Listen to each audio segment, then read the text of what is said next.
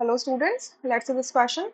The question says arrange the following carbon ions in decreasing order of stability. यहाँ पे तीन carbon ions दे रखे हैं CH3, CH2, CH2 negative, CH2 double bond CH, CH2 negative and your ये CH2 double bond CH, CH double bond CH, CH2 negative. So ये सारे क्या carbon है. जब कार्बन के ऊपर नेगेटिव चार्ज आता है तो उसे हम कहते हैं कार्बन आयन. सो हमें डिक्रीजिंग ऑर्डर ऑफ स्टेबिलिटी में अरेंज करना है इनको. सो कार्बन में नेगेटिव चार्ज इसका मतलब कार्बन के पास जो क्या है. देखो सबसे पहले बेसिक समझ के चलो. यहाँ पे अगर मैं इसको ऐसे समझाऊं, फर्स्ट वाले को समझाती हूँ. ये CH3, CH2 और ये ऐसे देखो, ये इधर नेगेटिव, ये इधर क्या बन रहा है. इधर देखो, इस कार्बन को देखो, ये कार्बन 3 सिग्मा बॉन्ड बना रहा है. ठीक है, 3 सिग्मा बॉन्ड बना रहा है. क्लियर, 3 सिग्मा बॉन्ड बना रहा है. अच्छा, यहाँ पर आप क्या देखोगे, तो आप इसके अगर 3 सिग्मा बॉन्ड बन रहे हैं तो आप इसकी क्या हाइब्रिडाइजेशन बोलोगे. sp2 हाइब्रिडाइजेशन बोलोगे, क्योंकि 3 सिग्मा बॉन्ड बनाने के लिए 3 हाइब्रिड ऑर्बिटल चाहिए. ठीक है, तो 3 हाइब्रिड ऑर्बिटल कब बनेंगे, जब sp2 हाइब्रिडाइजेशन होगा. तो इसका मतलब इस कार्बन पे क्या है, एक अनऑक्यूपाइड p ऑर्बिटल है. ठीक है, अनऑक्यूपाइड p ऑर्बिटल है. अब एक नेगेटिव चार्ज का मतलब क्या है कि इसके पास एक एक्स्ट्रा इलेक्ट्रॉन है. एक तो एक्स्ट्रा इलेक्ट्रॉन है, एक खुद का इलेक्ट्रॉन होगा, क्योंकि इसकी खुद की वैलेंस शेल में 4 इलेक्ट्रॉन होते हैं ना. तो एक इलेक्ट्रॉन तो यहाँ पे शेयर हो गया इस हाइड्रोजन के साथ, एक इसके साथ हो गया, एक इस कार्बन के साथ हुआ, एक दो हाइड्रोजन के साथ हो गए. तो मतलब इसके जो अनहाइब्रिड p ऑर्बिटल है, इसके अंदर कितने इलेक्ट्रॉन है, 2 इलेक्ट्रॉन्स यहाँ पर पड़े हुए हैं. ठीक है, अनहाइब्रिड p ऑर्बिटल के अंदर. या तो इस वजह से इस कार्बन पे क्या है, नेगेटिव चार्ज है, क्योंकि एक इलेक्ट्रॉन तो खुद का है, बट दूसरा इलेक्ट्रॉन किसका है, कहीं बाहर से मिला हुआ है इसको. तो इसी वजह से हम इस पे sp2 हाइब्रिडाइजेशन बोल देते हैं. क्लियर.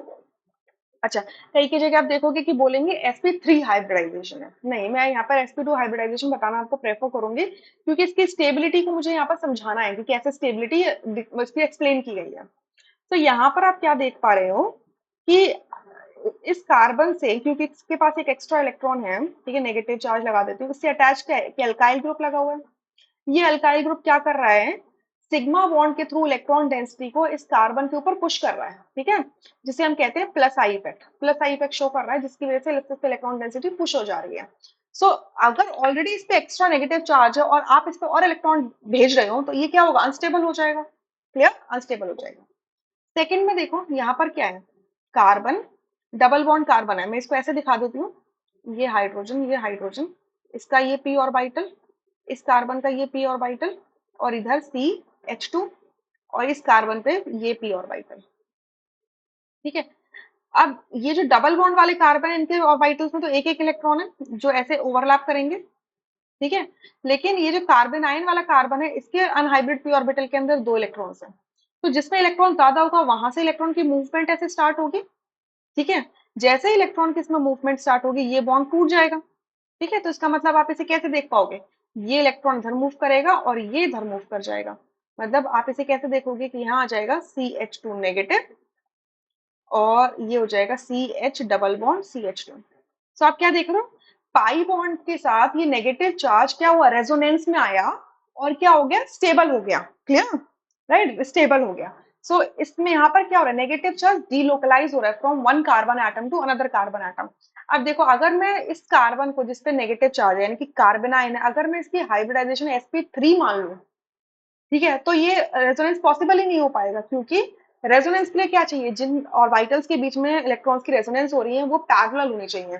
बट आप ये देखो कि अगर sp3 हाइब्रिडाइजेशन हो जाएगा, तो आपका एक कार्बन की हाइब्रिड ऑर्बिटल तो दूसरे डायरेक्शन में होगी, और कार्बन डबल बॉन्ड कार्बन की p ऑर्बिटल दूसरे डायरेक्शन में होगी. तो हाइब्रिडाइजेशन ऐसा होगा कि आपका ओवरलैप नहीं हो पाएगा.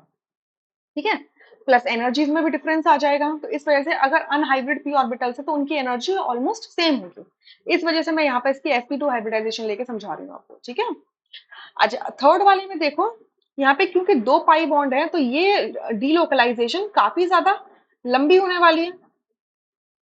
ठीक है, ये मैंने ऐसे दिखाया और ये ऐसे दिखाया, तो ये क्या होगा, 2 पाई बॉन्ड की वजह से ये रेजोनेंस क्या होगी, काफी ज्यादा लंबी होगी. यानी कि अगर इसे आप कार्बन नंबर 1 मानो, तो ये कार्बन नंबर 5 तक मूव करेगा. 2, 3, 4, ठीक है, 5 तक मूव करेगा. तो जितना ज्यादा रेजोनेंस होगा उतना ही ज्यादा क्या होगा, स्टेबिलिटी आएगी. तो सबसे ज्यादा स्टेबिलिटी थर्ड में होगी, फिर सेकंड में होगी, और सबसे अनस्टेबल आपका फर्स्ट होगा. ये ऑर्डर फॉलो होगा, यानी कि यहाँ से थर्ड ऑप्शन करेक्ट हो जाएगा, rest options would be incorrect. I hope you understood this question really very well. Thank you.